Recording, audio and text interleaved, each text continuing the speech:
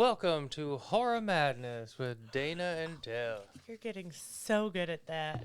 It gets better every time. Well, I mean, if it doesn't, there's a problem. um, Tonight we're gonna talk about Killer Klowns from Outer Space. third try, third attempt at recording this podcast. Third time's a charm, for sure. Killer Klowns is from 1988. It is written and directed by the Kyoto brothers, starring Grant Kramer as Mike Tobacco and Suzanne Snyder as Debbie Stone. It is scored by John Mazzari with the theme song by the Dickies. And it's a great theme song. So I think That's a banger. the little addition here. So as a kid, as a punk rock kid growing up in Atlanta and stuff, I have seen the Dickies so many times. Like, seriously, I wouldn't be shocked if I haven't seen the Dickies. I would be shocked if I haven't seen the Dickies 10 times. I love the Dickies. They're great. I've always enjoyed them. I had not ever seen Killer Klowns when I was watching the Dickies live.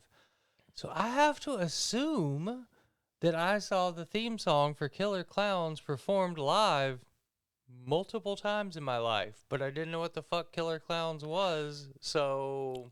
Which is a wild thing, because, I loved horror throughout high school, throughout middle school. I didn't see this movie till 2002. Yeah, I have no clue when I saw it. I think it was probably, honestly, later than 2002 the first time I saw it. No, definitely. I probably didn't see this until 2010s. And that is a shame, because this movie... Yeah, came out the same year within a couple months of Beetlejuice. Yeah, and it is amazing. And it is now a cult classic, and...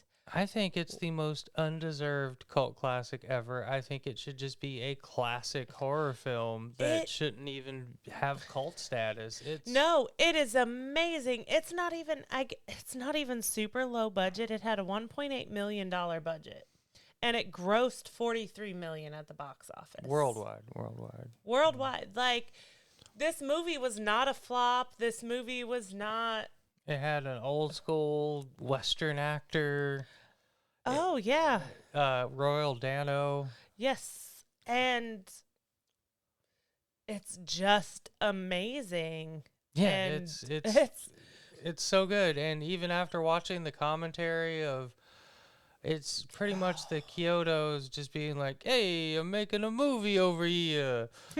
But somehow them just making a movie over here was wonderful and great. And they're just like, yeah, we were just like, everybody's just like people we knew from childhood and stuff. And like, it works so well. Listening to them talk about how much stuff they took from their childhood, Mike Tobacco was a real person. The Terenzi brothers were real people. Like, they just... The actors in the movies is not the actual people that they were friends with in childhood, but their characters and names were people that they were actually friends with. I am pretty sure. And this movie, the whole movie is an homage to The Blob. Like, this is not a horror comedy. This is a monster movie, and they meant it to be a monster movie. And I think it holds up. So, yeah, it's a little wild to see something like The Mutilator, which everybody is just like, oh, yeah, this horror movie. And it's not. It's a comedy, like, with horror aspects, with great horror, or not even great. It's just a comedy movie. Yes. With great gore. It's a comedy movie with great gore. And then here we have the opposite, where everyone thinks this is just the most comedic movie ever, and it is. But it was not intended to be. Their intention was to film a horror movie about things that people are terrified of, like clowns. Like clowns, there's a lot of people terrified of clowns. They mentioned in the commentary and the special features and stuff. They never said it, but clearly the truth is, this is just ACAB the movie, the film. Everything in this is just ACAB. If you know what that means, you know what that means. I'm not gonna explain. Look it up. So when we start off, we learn later that I think the only real, like, super confusing part of the movie is they're at Loverless Lane and everything. Yes. There's a great story about how the actual person, Mike Tobacco, got lost on a raft. Oh my gosh. And there was like a whole cutscene about that as well, like where they explained the story, but it got cut. But so they're at Lover's Lane, and Mike and Suzanne, the two main characters, are. Debbie? Oh, Suzanne is the actress's name. Debbie, not me. Not me, Yeah, Deb. not that Debbie. The Killer Klowns Debbie. Debbie Stone. I said Suzanne. That is the actress's name. And they're laying on a raft blown up in the back of the car. And if you watch it without the commentary, I even said to Dana before we watched the movie with the commentary, why the fuck are they on a blown up raft in the back of the car? Yeah, and then we watched everything. We're like, oh, there was a reason they got cut. Yeah, he got lost at sea, and the Coast Guard was looking for them, and his dad stabbed the raft, and they said you can even see, like, in the movie where the raft is patched. Right, which they didn't quite make it clear whether that was the literal actual raft that Mike Tobacco's real dad, Mr. Tobacco, I guess, stabbed and it was patched, or if they put patches on a raft just to be reminiscent of the story, was not made clear. But I kind of got from it that it was the real raft. The real raft. And then we go from the Lover's Lane scene into Royal Dano, who I think was like first credited in the movie. They're like, we got a famous dude. He was also in Ghoulies too. Yeah. So, like, I'm pretty sure he was a pretty famous dude back in the day. You know who wasn't famous? The dog. That was no mushroom. Pooh Bear the dog was a local amateur dog, and that was pretty apparent. And, there was some issues because of good old Pooh Bear, the local hound dog. And they're just going for a walk.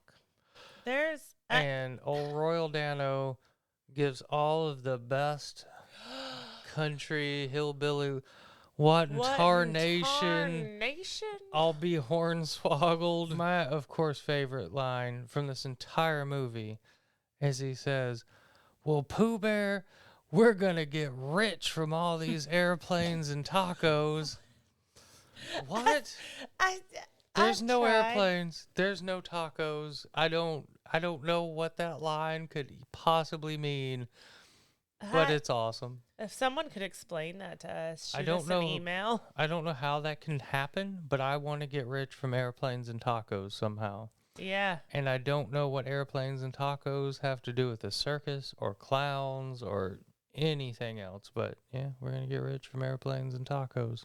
I would not wander up to a circus in the woods. I think I would. No, if there's a circus tent in the woods behind my house, me and my hound dog, Pooh Bear, are going to go, what in tarnation? I'm going to go check it out. Like, yeah, 100%. I think we already get our first couple shots of the clowns about this time. Yeah. It's crazy how good the clowns look. Jumbo. I had to look up at my Funko Pops. Oh my God. So that's a whole thing. Because they have wild names. So we have all of these Funko Pops. We have all of this merch and stuff. And the names that they call them are none of them. So first of all, they're just called like clown 1 through 7 or something in the credits. So the actual Chiodo brothers had names for them, but what is on all of the merch and stuff is a completely different name from what they called them. Yeah, so they had pet names. None of the clowns are officially named. So when you hear about Jumbo, Shorty, Frank, Chubby, Rudy. Fatso, Rudy, they're all just like pet names. But they called them Tiny and Killer and like have completely different names from what all the merch is named, which makes no sense how that's such a wildly different But thing. I guess that's what you get when you don't officially name your characters, and that might be the one downfall of this movie. I want to talk for a minute about the cops in this movie. Well, I already started that. So they play their roles pretty fucking seriously. John Vernon Mooney? was Mooney, and he was the hard ass cop. I find Mooney to be the most comedic aspect of the movie. Oh, he is hilarious, but he's supposed to be the hard ass. Right. So I don't think he was intended to, or like the script, the directing, no one wanted him to be comedic. I don't think he thought he was being comedic. But he's definitely the funniest part of the entire movie. The first 2 times we tried to do this, I got to this point that I have a note in my thing that just says look it up, and I hadn't looked it up. So when they're in the police station with Mooney's first big scene, yes, and there's punk number 2, yes, he bears a striking resemblance to Klaus Noumi. Doesn't matter. No one knows who that is. Well, lots of people do. Your grandparents probably did. And if you watch the Venture Brothers, he's the kind of mime-looking guy that's black and white, who is a real person in real life and everything. Oh, and the shit. punk number 2 guy has like the same hair and stuff.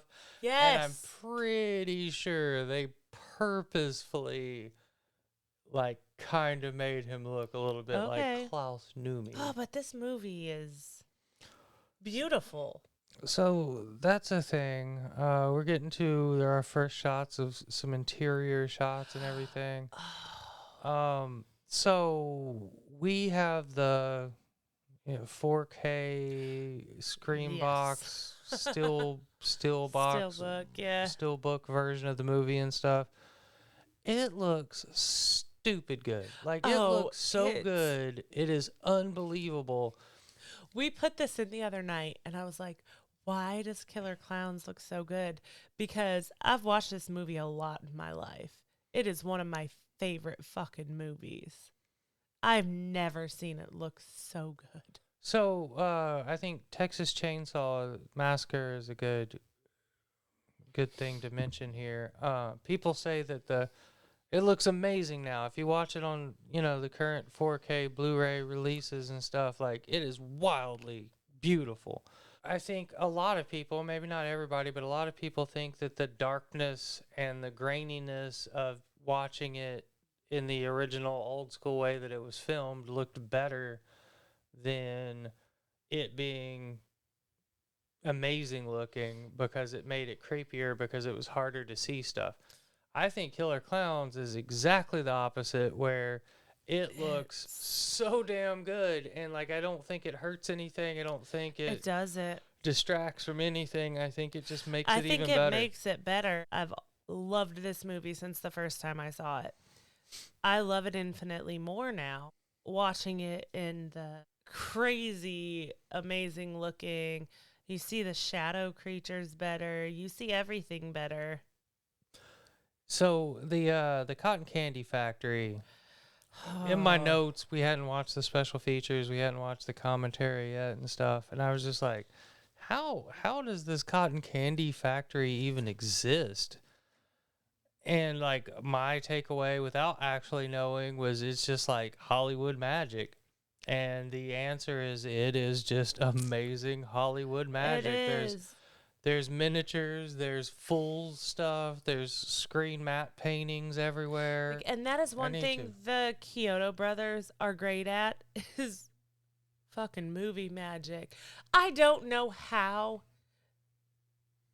I mean, they're pretty famous, but I don't know how they're not more famous Yeah, than what they are. wild. When you dig down deep into all the things they've done a lot of stuff for a lot of huge movies. And they've been doing it since they were kids. The stuff they did as kids Yeah, was mind blowing. a couple of, in the special features, there's a couple films that they did as children, and it's just in the 60s. And it's just like, I don't even understand. Maybe it was easier? I have no Because, idea. like, I've got like my grandfather's old camera over here. And like, I know there were cameras where you had to like crank the wheel to get them to record and stuff.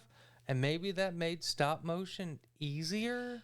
Because if that wasn't what it is, I mean, either which way, like, they're just geniuses from a super young age. Yeah, their early films are great. Some of their ones that people may know about, they did the Large Marge scene in Pee-wee's Big Adventure. One of my favorite scenes of any movie in the history of mankind. Ever. We got a magnet on our refrigerator. Large Marge. I love Large Marge. Large Marge is great. Yeah, if you ever meet us in real life, no one's ever going to see this, but if you say Large Marge sent you, I'll buy you a drink or something. Oh, and what else did they do? Ernest Scared Stupid. They've done. You dig deep into the Kyoto brothers, and everything they've done is, like you said, pure movie magic. They are insanely fucking talented. So that was a big thing. Insanely talented. On their early films was them just as like young children working with perspective shots. And there's an unbelievable amount of perspective shots in this movie. Some that work perfectly and some that don't work at all but didn't actually hurt the movie. Yeah. So Clownzilla was supposed to be 30 feet tall. He is very clearly, and not for sure, 30 feet tall, but he looks giant. He looks giant, and that's also And Stephen Kyoto. It's all just perspectives and stuff. They said he was he supposed to be stop motion? He wasn't supposed to be a person in a suit, but he ended up being one of the Kyoto brothers, Stephen Kyoto, in a clown suit, and listening to him talk about what he had to do was crazy, and all the miniatures involved and everything involved. I mean, yeah, I just feel like I saw the perspective shots are just so killer. There's so many things that like they explained, like the big top taking off is a big one. And they explained every second of it, and I was still just like, how in the hell? Like, I know I get it. I understand exactly what they did to make that happen. But like, even listening to them explain exactly how it happened is just like, wow, that is great. Everything is great, from the big top taking off down to the fucking balloon dogs. Yeah, the balloon dog, that was wild. They just two versions of that. So that's a thing. This is an old movie. Yeah. There is a lot of things in this movie that have two or more versions of what happened from official sources. But they're also very similar. They're different but similar. So I think the Ernest Scared Stupid thing, before we go past that too much. Yeah, so there are literal things that say they're reused Killer Klowns things. And then there's also equally official things that say it's absolutely not true. But they did do the masks. But they for did. Ernest Scared Stupid. So maybe there's just a crossover. That being said, the balloon dogs, back on track here.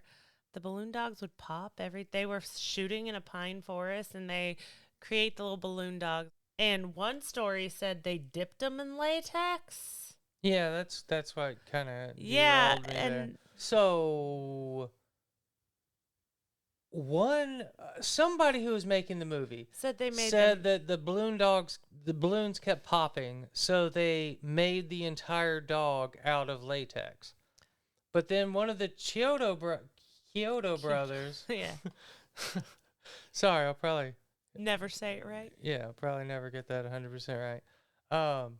One of them said that they dipped the legs of the balloon in latex multiple times, but like it was during the commentary and you can see it, and like that's just like there's no way that's true. It's made out of latex. They didn't dip it into latex. You'd be able to see that. So So that's one of yeah, those things. It's like there's two different stories that are similar enough that either story passes. yeah, but they're also like vastly different, and also like the same people saying it. Yeah. So it's kind of wild, yeah. Um, the drugstore scene. The first time we see it, it was actually shot in a Santa Cruz drugstore, and they had to go and make a set because afterwards they wanted more destruction, but they couldn't do that much destruction in the in the actual drugstore, so they recreated the drugstore for when the clowns are like spraying the shaving cream and knocking everything over. And I thought they did a really good job at that because I couldn't tell the difference. I think this is the point in the movie about here where I realized how much Mike Tobacco looks like a young Trey Parker. Who they also worked with. Who they also ended up working with. So in the drugstore, there's a big sign over some medication that says 59 cents. Wow. So, like, I wish. when this movie was made, I was alive. And I don't think there was a medication in the drugstore, even in the 80s, that was 59 cents. I don't know. That Like, was I the know I'm actual old. drugstore. Yeah, no, I think maybe that sign was in the fake drugstore version of it. In 1988, there was nothing in a drugstore that was a medication that cost 59 cents. That's wild. But, I was 7, so I wasn't buying medication, but that just seems incorrect. So before they go into the drugstore, there's the clown at the front. There's like Gorilla Electronic, and the actual killer clown comes up and is acting like a little Halloween decoration. And one thing they wanted to like hammer into the heads is that clowns are so unassuming and so happy. I guess people now are more scared of clowns than they were in the 1980s. We grew up on Bozo. I mean, we watched clowns for breakfast. So anyway, clowns are unassuming, and they tried to do that with like all the gags, like the pizza delivery clown. So let me tell you the story. I went to my grandpa's house, Grandpa and Bonnie's house, for like a week one time. My mom called me and she was like, I redid your whole room. You're going to be so happy. You're going to love it so much. And I was all psyched because I was like into He-Man at the time. And I was like, hell yes. I'm going to get home. And my mom redid my bedroom. And He-Man, maybe wrestling, G.I. Joe would work. I don't know, but this is going to be sweet. And I get home and my mom had redone my entire bedroom in clowns.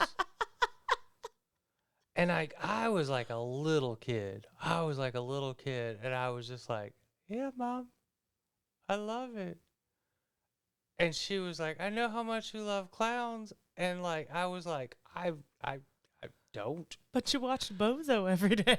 I don't at all. It was like the weirdest moment of my life. My mom was so proud and happy that she redid my room. And like, I wasn't a little asshole about it. I wasn't. I just lied to her. I just lied straight to her face. How I was scared like, were you of your room? It's great. I love it. I wasn't like, there was fear present. That's what I'm saying. And this was before apparently before it or Killer Klowns. Like, I was a little ass kid. I don't even remember because it was I so mean, traumatic. You were younger than 8? Yeah, I was like 6 or 7 or Oh, something. It's like one wow. of those like first memories you ever have. It was one of those core memories of being like, yeah, cool, Mom. You redid my room in clowns. So I'm going to put these under my bed and put some He-Man up here. All that being said, I guess they were trying to play with this. Clowns are unassuming and they're going to do something terrifying, and it kind of matches the color scheme where they have bright colors on the black background, and they do this whole contrast thing that they're trying to do. And I thought that was pretty cool. Yeah, they did so many cool things. I think here's a good time to mention the Vitcha game. The Killer Klowns video game. Oh, the Vitcha game. The Vitcha game. Amazing game, you guys. Part of the reason we're doing this podcast, one, it's one of my favorite fucking movies. I'm going to say it 1,000 more times. 2, the game just came out about 6 months ago, June. It's a lot of fun. It is a lot of fun. Isometric. It's Friday the 13th, Dead by Daylight. Is that the right name? Yes. Yeah. Dead by Daylight. One of my favorite games ever, but, Evil Dead stuff gets it confusing, the name. Not Dead by Dawn. I do wish that the clowns in the movie's shoes squeaked when they walked like they do in the video game. Yeah. Uh, Yeah, we talked about that a bunch. And like, I was like, no, I thought they did, and they don't. They never squeak, but also it's like a genius video game It is. thing. It's like the heartbeat in Dead by Daylight, or like as the killer gets closer, your heart beats faster, so you can hear the heartbeat. But in Killer Klowns, it's their shoes squeak every step they take. So the closer they are to you, the louder their shoes are squeaking. And then when they run, they squeak fast. Yeah. So like when they're just walking, they squeak. But when if you run, they're like squeak, squeak, squeak, squeak, squeak, squeak, squeak, squeak. And it's funny when you're playing the game because you're like, what the fuck? Yeah, it's again kind of like the movie. It's not the best video game ever made, but it's a hell of a lot of fun and like really cool and looks really better good. than you would think it would. Yeah. And, I mean, I was honestly, impressed. it looks better than Dead by Daylight has ever even thought about looking. I love Dead by Daylight a whole lot. It's like one of my favorite games of all time. And it's super good, but like, the graphics aren't the greatest graphics ever made. That game's actually been around for a pretty long time at this point. Unknown video game fact, the sequel to Dead by Daylight came out. And like no one knew it and no one played it. And they just like gave up on it and kept going with the original Dead by Daylight. I don't even remember what the sequel was called, but there was already a sequel to it. It had a slightly different name and just like failed miserably. And they were just like, yeah, we'll just keep doing Dead by Daylight. So in this movie, a big part of the budget was the vehicles. Not so much the vehicles, but repairing the vehicles they had borrowed. There was a Jeep in the movie. It was a promo vehicle, and they sprayed the entire interior with the cotton candy. It was an actual cotton candy, but the cotton candy like ate into the fabric interior of the Jeep And the ceiling and everything. and they had to take the Jeep to a different dealership, pay to have it repaired before they returned it to the Jeep dealership that they had gotten it from, and it cost $3,000. Another big chunk of the budget was the popcorn gun that only worked one time. That cost $7,000 and took 6 weeks to make. The guns in this, all the guns. Oh, they're look so good. beautiful. They all look so damn good. I don't know if they look so good originally, but in the current watchable version of the movie, They look so good. It is just wild. Maybe they always did because they're so iconic. Anywhere you go, Halloween stores, and anywhere you can buy Killer Klowns merch, the guns, the laser guns are amazing. And I'm gonna get a crochet pattern and crochet some. Some guns? Oh, yeah. That's Yeah. a good idea. We've got a crocheted baseball bat from The Shining. And sometimes I like I'll do to this wait around the corner and attack Deb with it when she's not looking. The guns are amazing. The props are amazing. It's hard to believe they were just kind of pieced together. The car crash scene. I want to talk about this because it is a point they talk about in all the special features in the commentary where the car drives off the bridge was supposed to be like some big car careening off a cliff and just kind of went ploop. But I think it looks better and more realistic, and they only had the one take because they destroyed the car. That scene is the culmination of what was supposed to be the first scene in the movie. Oh, yes. And in the second scene in the movie, they're yelling about how did you write his name down? I don't know. They're Lombardo. Joe Lombardo. Joe Lombardo They're died. like, yeah, Joe Lombardo's dead, but like, there's no Joe Lombardo in the movie up to that point. And like, it doesn't really make sense. So in the scene where the clown has got his invisible Wonder Woman motorcycle.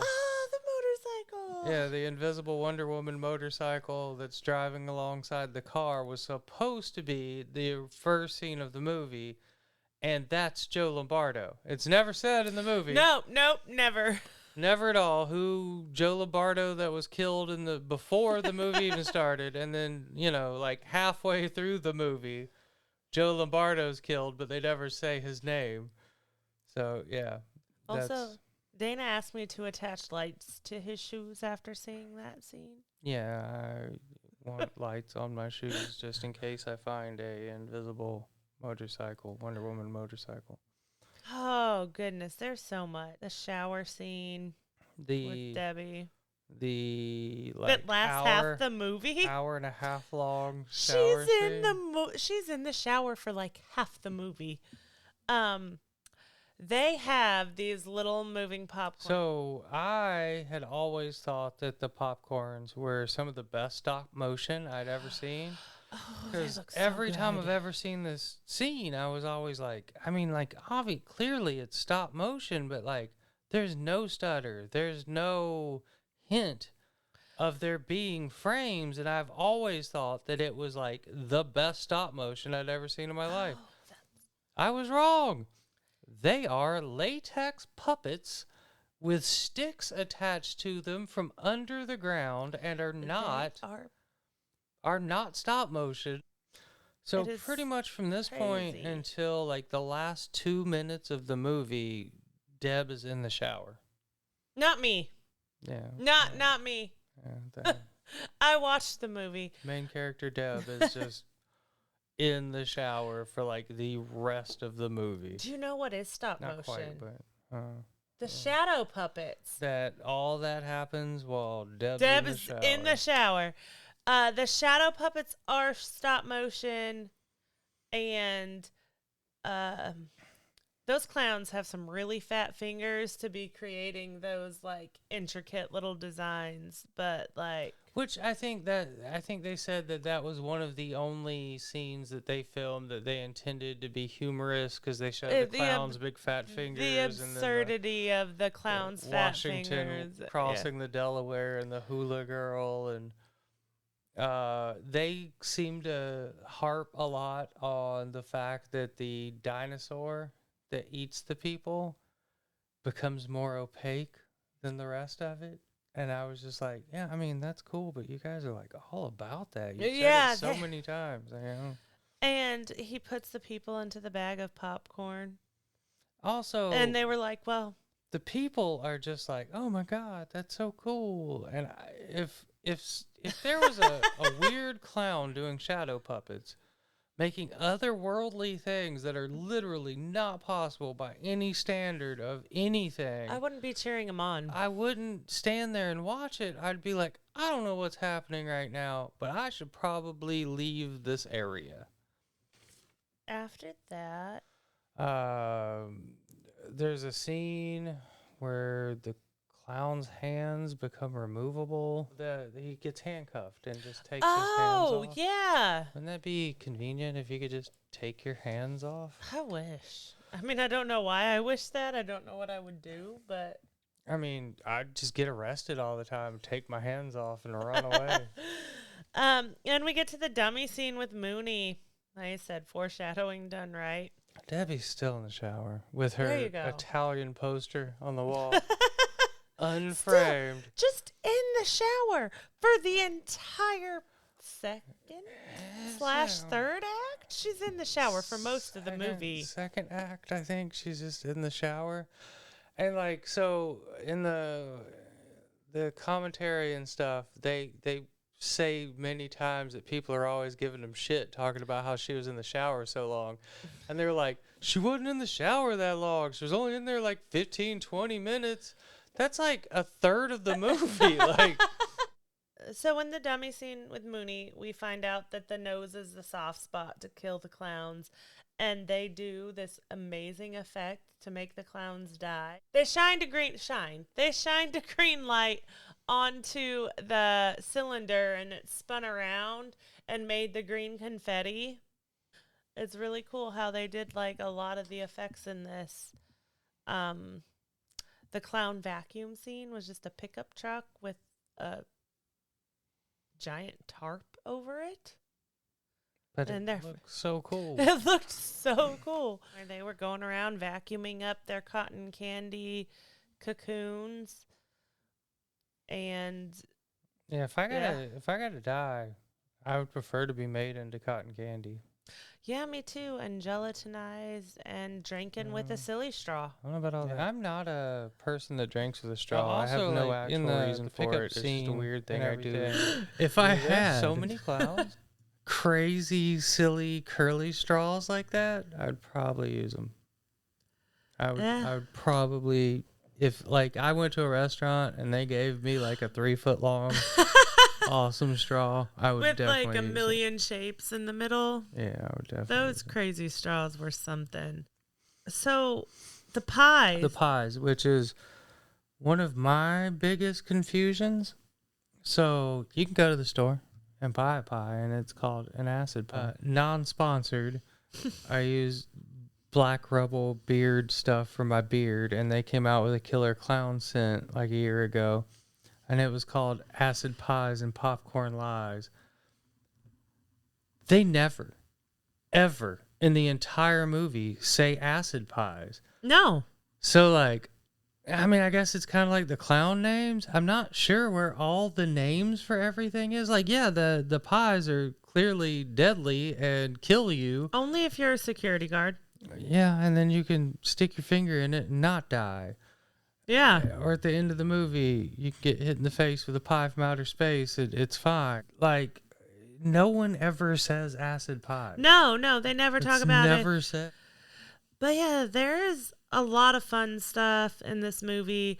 The set is super cool. I want to see a sequel because I feel like this movie was made for a sequel.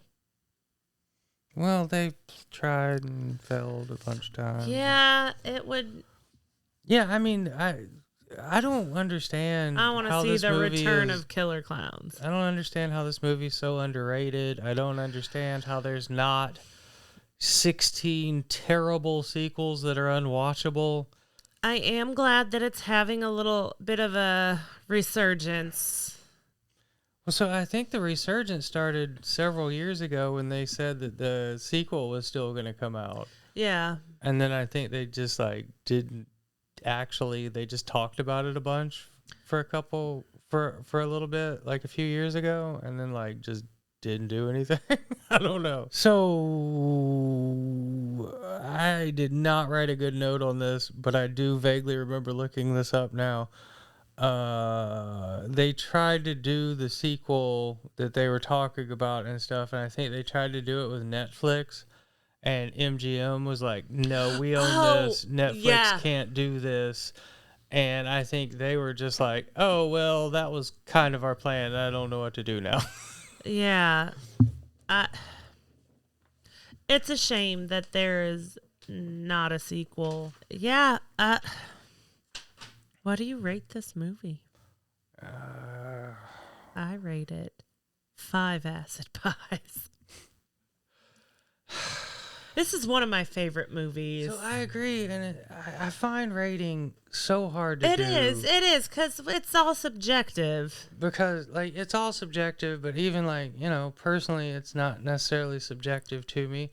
And I want to rate this a 5, but, like a 5 out of 5. But, like, also, like, so, like, The Shining would also be a 5 out of 5. And this isn't on the same level as The Shining. No. But I think entertainment value, it is as good. It is as entertaining as, you know, a much better made film. This movie has an 81% on Rotten Tomatoes. Really? Wow. Yeah. And a 61 popcorn meter. No, this is a pretty well-loved movie. Yeah, I mean, it's wildly good. It's a cult classic. And it's a cult classic because no one liked it and no one watched it when it came out. Whereas Beetlejuice is a classic.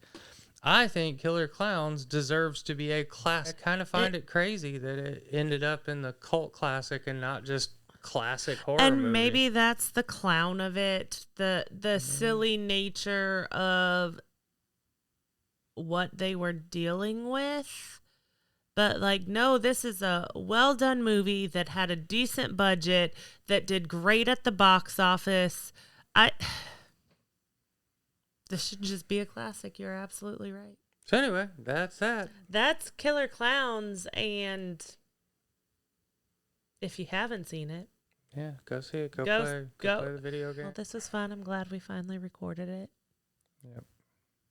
Take 3, we're done. Take 3, woo, 3rd time's a charm. So, love you motherfuckers, and good night. Good night.